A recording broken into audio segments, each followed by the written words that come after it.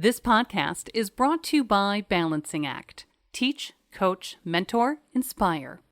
A collection of candid observations on the challenges facing business leaders today.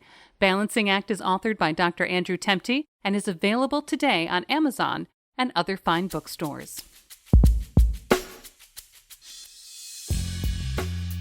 We took a moment with composer William Neal. We talked about new music, the Stringwood Chamber Music Festival, creativity during COVID, the Arteria String Quartet, deep listening skills, and where people can find out more. You can find more conversations, food reviews, live music, and events on our website, lacrosselocal.com. I'm Amy. And I'm Brent. And this is Lacrosse Local. My name is William Neal. I was born actually in Pontiac, Michigan. I'm Midwestern. I've been passionate about composing music ever since I was 14. My father was, in the 50s, a record salesman, classical music record salesman. Think of that. That's time's gone now, but he had a collection of 1,000 or more classical records. And I grew up listening to that, and I just fell in love with classical music, learned to play the piano, guitar, classical guitar, and just loved composing music. Yeah, that is an interesting job. You know, just going around and delivering music would be a fun thing we should be doing now. Think of that, yes. So you're premiering a new piece of music at the Stringwood Chamber Music Festival. Can you tell us about that project? Yes, this is an incredible piece of music that I've collaborated on with the Arteria String Quartet. I've composed a string quartet entitled Sacrum Creaturae, Latin for sacred creatures. And you're going to hear an incredible string quartet, wolves, birds, and dolphins. This is the culmination of work I've been doing as a composer, incorporating the sounds of nature. And after all, there is a symphony in the chirp of a cricket, I like to say. So taking real sounds of creatures, processing that sound in my studio, and blending it with live musical composition has been a project that I've been working on for a good 10 years now. It's all about making music from natural sound. So this piece, which was commissioned by Arteria, incorporates 3 movements, incorporating the sound of wolves in the first movement. The first movement is entitled Canis Lupus, which is Latin for wolves, nocturne. The second movement is Delphinus, Latin for dolphins, and 21 birds. The 21 birds actually are birds of this region, upper Mississippi fly zone. I worked with Henry Whitehead at the Eagle Bluff Environmental Center, got his recommendation on the birds that are endangered here in the driftless.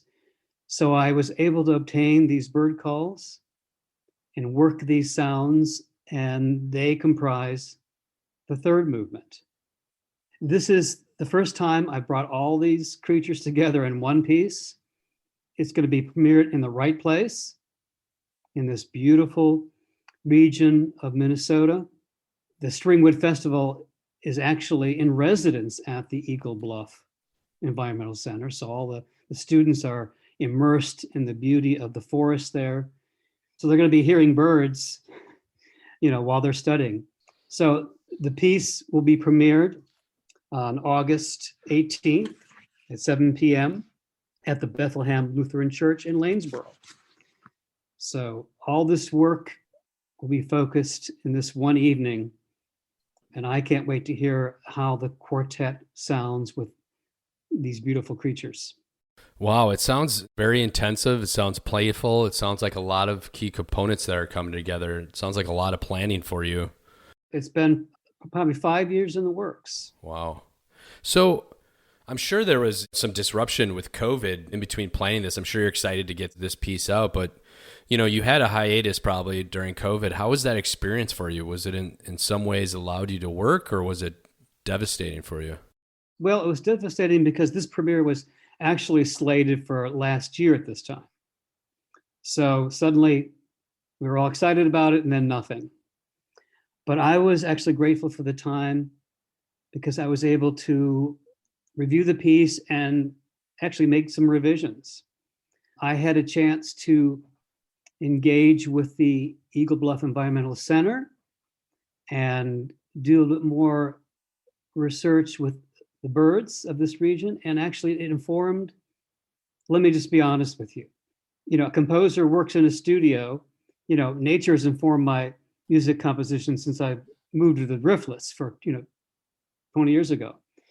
But when you're composing, ultimately you're in your studio, you're sequestered, and yes, you're using your imagination. However, this time I had a break.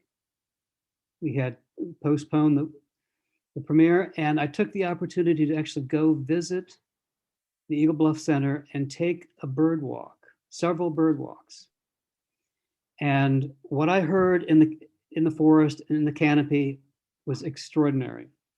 Hearing birds with audiophiles online is one thing, but to be out in nature and experiencing. So that walk caused me to rethink the last movement. And what you're going to hear in August is the result of that experience. It's always a fascinating process to have nature inform your music and then have your imagination then sort of rework nature and the rendering of sound. I don't look at working with sound of birds and wolves and dolphins as a scientific study. It's more about capturing the essence of their sound and making it into something musical. So when looking into this project, I found that the string quartet you're working with really commits itself to working with living composers, regional ones, national reputations. Why is that important? Well, because I'm a living composer. Actually, this ensemble Artare has promoted and pioneered premieres ever since they were founded. Ray Shows is their first violinist and their leader, and he is so enthusiastic about working with living composers. It's the music of our time, and a composer is somebody who trains people to listen. So having a composer write a piece for you as a musician, you're performing something new, but then at the same time, you're helping your audience listen to the music that's about their life now. And so they've done this. And, regional is great because composers, you meet them face to face, or, the composers in this region are writing about life here. As I mentioned, being in nature in the driftless has been quite an experience through years here. And I just love it when that influence shows up in my music. And this is a great example of that. Another participatory experience, what I'm sure people are ready for, you'll have a symposium on deep listening skills. Can you tell us about that experience and maybe what participants should expect? Yeah, well, I'm excited about that. That is something that I pioneered recently. Actually, last year, I was a composer in residence at the Badlands National Park. And I was there for a full month. The idea is you're there absorbing the beautiful nature of the Badlands, and you're then writing a piece. And so I actually composed a piece, my prairie music for orchestra I composed there. But part of the deal is when you're in residence, you've got to present something to the local school kids. So, and they were locked down, unfortunately. This is September of last year. So I actually had a virtual meeting with them. However, we're talking about students that were from the reservation, the Rose Sioux Reservation there near the Badlands, and local kids. And so my project, Deep Listening, involved me going around with my micro tape recorder and recording sounds in nature that I experienced there. And, with the prairie and the Badlands, very often the sound is the wind. But the nature there is, wherever you go, nature is extraordinary. It's a unique signature of what goes on there. So there were birds, And the most exciting thing I recorded was during a hike on the way back from this hour hike into the Badlands, Deer Haven Park. I walked down this path, paused, looked at the horizon, and heard this rattle, this very aggressive rattle. Didn't see the rattlesnake, but I heard it and I recorded it.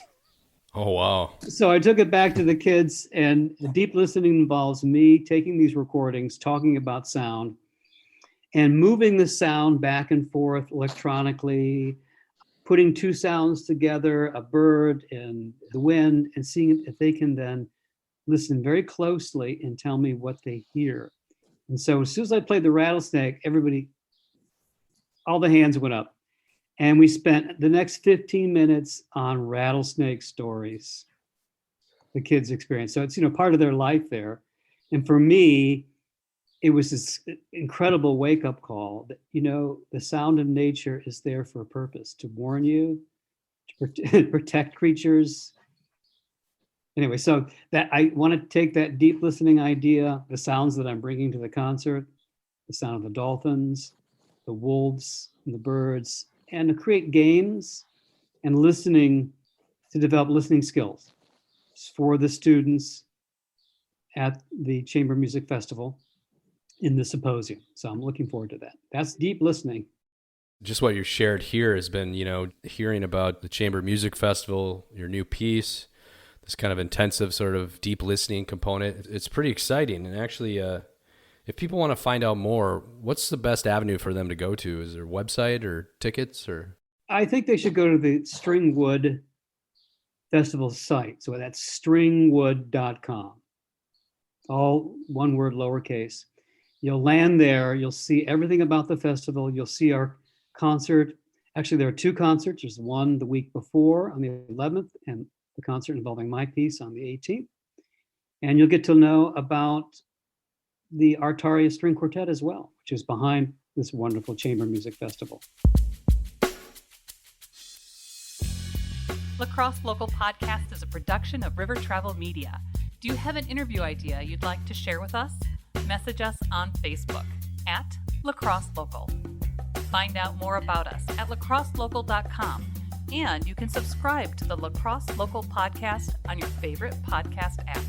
If you like us, rate us 5 stars. We appreciate it.